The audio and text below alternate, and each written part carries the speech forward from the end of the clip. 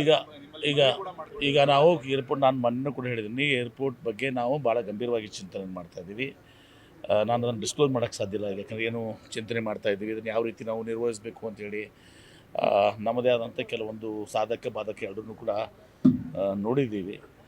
ಮತ್ತು ಈಗ ಬಂದಾಗ ಎಲ್ಲರೂ ಕೂಡ ತಮ್ಮ ವಸತಿ ಸಲುವಾಗಿ ಅವರೆಲ್ಲರೂ ಕೂಡ ಇಲ್ಲಿ ಕೆ ಡಿ ಬಿಯಿಂದ ಜಾಗ ಕೊಡಬೇಕು ಅಂತ ಕೇಳಿದ್ರು. ಅದನ್ನು 21 ಎಕರೆ ಅದನ್ನು ಕೂಡ ನಾನು ಸಕಾರಾತ್ಮಕವಾಗಿ ಕನ್ಸಿಡರ್ ಮಾಡ್ತೀವಿ. ಮೊದಲು ನಮ್ಮ ಯಾಕೆ ಇದು ನಾನು ನಿರ್ಣಯ ತೊಗೊಂಡಿದ್ದಲ್ಲ, ಹಿಂದಿನ ಸರ್ಕಾರದಲ್ಲಿನೇ ಕೂಡ ಒಂದು ನಿರ್ಣಯ ಒಳ್ಳೆಯ ರೀತಿಯಿಂದ ನಿರ್ಣಯ ತೊಗೊಳಕ್ಕೆ ನಾವು ಯಾವಾಗ ಏರ್ಪೋರ್ಟ್ ಮಾಡಿದ್ದೀವಿ. ಈ ಗುಲ್ಬರ್ಗ ಏರ್ಪೋರ್ಟ್ ತೊಗೊಳ್ಳಿ, ವಿಶೇಷವಾಗಿ ಸುಮಾರು 1,500 ಕೋಟಿ ಖರ್ಚು ಮಾಡಿದ್ದೀವಿ. ಏರ್ಪೋರ್ಟ್ ಅಥಾರಿಟಿ ಆಫ್ ದವರು ಎಂಟೈರ್ ಅಸೆಟ್ಸ್ ತಮ್ಮ ಹೆಸರಲ್ಲಿ ಟ್ರಾನ್ಸ್ಫರ್ ಮಾಡಿಕೊಡ್ತಾರೆ. ಲ್ಯಾಂಡ್ ಕೂಡ ಅವ್ರು ಲ್ಯಾಂಡ್ ಅವ್ರು ಲೀಸ್ ತೊಗೋಬೋದಾಗಿತ್ತು.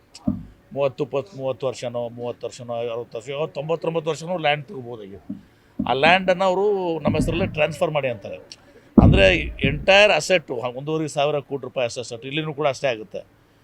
ಏರ್ಪೋರ್ಟ್ ಅಥಾರಿಟಿ ಆಫ್ ಇಂಡಿಯಾದವರು ಟ್ರಾನ್ಸ್ಫರ್ ಮಾಡ್ಕೊಳ್ಳೋದು ಕಂಡೀಷನ್ ಇರೋದ್ರಿಂದ ಹಿಂದಿನ ಸರ್ಕಾರನೂ ಕೂಡ ನಿರ್ಣಯ ತೊಗೊಂಡಿತ್ತು. ಅದು ನಾನು ಕೂಡ ಮುಂದುವರ್ಸೋದು. ಈಗ ಬಿಜಾಪುರ ಆಗಲಿ ಮತ್ತು ಇನ್ನುಳಿದ ಏರ್ಪೋರ್ಟ್ಗೆ ಅದೇ ರೀತಿ ಮಾತಾಡೋದು ಹೋಗ್ತಾಯಿದ್ದೀವಿ. ಇದಾಗಿಯೂ ಕೂಡ ಒಂದು ವಿಚಾರವನ್ನು ಈಗ ಏರ್ಪೋರ್ಟ್ ಅಥಾರಿಟಿ ಆಫ್ ಇಂಡಿಯಾ ಮತ್ತೆ ಒಂದು ಹಾದಿಯನ್ನು ಹುಡುಕಾಡಿದ್ದಾರೆ. ನಾವು ಅವ್ರಿಗೆ ಲೀಸ್ ಮೇಲೆ ಇವತ್ತು ದಿವಸ ಲ್ಯಾಂಡನ್ನು ತೊಗೊಳ್ಳಿ, 99 ಇಯರ್ಸ್ ತೊಗೊಳ್ಳಿ, ಅಸೆಟ್ ಗೌರ್ಮೆಂಟ್ ಹತ್ರ ಉಳಿಲಿ. ಹೋದ್ರೆ ಅದು ಗೌರ್ಮೆಂಟ್ಗೆ ಅದೊಂದು ಅಸೆಟ್ ನಮ್ಮ ಹತ್ರ ಇದ್ದಂಗೆ ಆಗುತ್ತೆ. ನಮ್ದು ಯಾವುದೂ ಕೂಡ ಅದರಲ್ಲಿ ಅದರಿಂದ ಯಾವುದೇ ರಿಟರ್ನ್ಸ್ ಕೂಡ ಇಲ್ಲ. ನಮಗೇನು ಪ್ರಾಫಿಟ್ನೂ ಎಕ್ಸ್ಪೆಕ್ಟು ಮಾಡೋದಿಲ್ಲ. ನಮ್ಮ ಯಾವುದೋ ಒಂದು ಅಲ್ಲಿ ನಮ್ಮ ಪಾಲ್ದಾರಿಕೆಯೂ ಕೂಡ ಇಲ್ಲ. ಒಮ್ಮೆ ಅವ್ರು ಹಾರ್ಡ್ ಓವರ್ ಮಾಡಿದ್ಮೇಲೆ ನಾವು ಅಲ್ಲಿಂದ ಟೋಟಲಿ ಹೊರಗೆ ಹೋದಂಗೆ. ಹೀಗಿರುವಾಗ ಒಂದು ಕಾನ್ಷಿಯಸ್ ಡಿಸಿಷನ್, ಒಂದು ಅಸೆಟ್ ಕ್ರಿಯೇಷನ್ ನಮ್ಮ ರಾಜ್ಯಕ್ಕೆ ಆಗಬೇಕು ಅಂತ ಹಿಂದೆ ಡಿಸಿಷನ್ ತೊಗೊಂಡಿದ್ದಾರೆ. ಅದನ್ನು ಮುಂದುವರ್ಸ್ಕೊಂಡು ಬರ್ತಾಯಿದ್ದೀವಿ.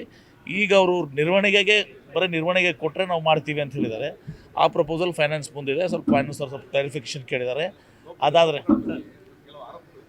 ಅದನ್ನೇ ಹೇಳ್ತೀನಲ್ಲ, ಈಗ ಡೆಸಿಷನ್ಸ್ ಏನು ಮಾಡ್ತಾಯಿದ್ದೀವಿ. ಈಗ ನಿರ್ವಹಣೆಗೆ ಅವ್ರು ಕೇಳ್ತಾ ಇದ್ದಾರೆ ರಿಲೀಸ್ ಅಂತೇಳಿ. ಹೌದು, ನಿಶ್ಚಿತವಾಗಿಯೂ ಹೊರಡಿಸ್ಬೇಕು.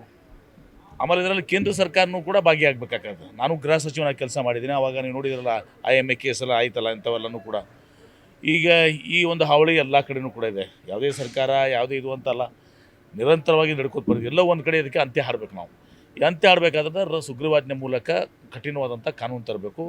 ಇಂಥವ್ರನ್ನ ಶಿಕ್ಷೆಗೆ ನಾವು ಗುರಿಪಡಿಸ್ಬೇಕು. ಯಾಕಂದರೆ ಕೆಲವು ಕೂಡ ನಿಮ್ಗೆ ಗೊತ್ತಿಲ್ಲ, 5%, 10%, ವಾರದ ಬಡ್ಡಿ, ದಿನದ ಬಡ್ಡಿ, ಈ ಥರ ಎಲ್ಲ ತಗೋತಾರೆ. ಇದೆಲ್ಲವೂ ಕೂಡ ಪಾಪ ಭಾರ ಆಗ್ತದೆ. ಮುಂದೆ ತದನಂತರ ಅವ್ರ ಮನೆಗೆ ಹೋಗಿ ಅವ್ರ ಮೇಲೆ ಒತ್ತಾಯ, ಹೆಂಡತಿ ಮಕ್ಕಳು ಮುಂದೆ ಅವ್ರು ಒತ್ತಾಯ ಮಾಡಿದಾಗ ಅಪಮಾನ ಸಹಿಸದೆ ಇವತ್ತು ದಿವಸ ಆತ್ಮಹತ್ಯೆ ಮಾಡ್ಕೊಳ್ಳೋಂಥ ಪ್ರಸಂಗಗಳು ಇವತ್ತು ದಿವಸ ನಮ್ಮ ಮುಂದೆ ಭಾಳಷ್ಟಿದ್ದಾವೆ. ಇದೆಲ್ಲ ಆಗಬಾರ್ದು, ಅದಕ್ಕೆ ಮಾಡಿದ್ದೀವಿ. ಇದಾಗಿಯೂ ಕೂಡ ನಾನು ಒಂದು ಹೇಳ್ತೀನಿ ಅಂದರೆ, RBI ಕೂಡ ಕೇಂದ್ರ ಸರ್ಕಾರದಲ್ಲಿ ಬರ್ತದೆ. RBIನೂ ಕೂಡ ಅದಕ್ಕೆ ಸಹಮತವನ್ನು ವ್ಯಕ್ತಪಡಿಸಬೇಕಾಗ್ತದೆ. ಅವ್ರಿಗೂ ಕೂಡ ನಾವು ಸರ್ಕಾರದಿಂದ RBIಗೂ ಕೂಡ ನಾನು ಕೂಡ ವಿನಂತಿ ಮಾಡಿದ್ದೀನಿ, ಮುಖ್ಯಮಂತ್ರಿಗಳಿಗೆ, ಕಾನೂನು ಸಚಿವರಿಗೆ. ಅದನ್ನು RBI ಸೆಂಟ್ರಲ್ ಸರ್ಕಾರಕ್ಕೂ ಬರೋದು, ಅವರು ಕೂಡ ಒಂದು ಕಠಿಣವಾದಂಥ ಕಾನೂನು ತರಬೇಕು. ಇದಕ್ಕೆ ಒಂದು ಇತಿಶ್ರೀ ಹಾಡಬೇಕು. ನಾವು ಬಿಗುವಾದಂಥ ಇದು ಇರಬೇಕು, ಹೆರಾಸ್ಮೆಂಟ್ ಆಗಬಾರ್ದು ಜನರಿಗೆ. ಆಮೇಲೆ ಸಿಕ್ಕಂಗೆ ಮನಸ್ಸಿಗೆ ಬಂದಂತೆ ಬಡ್ಡಿ ಚಾರ್ಜ್ ಮಾಡಬಾರ್ದು. ಆಸೆ ಇರಬೇಕು ಮನುಷ್ಯನಿಗೆ, ದುರಾಶೆ ಇರಬಾರ್ದು. ಆಸೆ ಮತ್ತು ದುರಾಶೆದ ಭಾಳ ಫರ್ಕ್ ಇದೆ.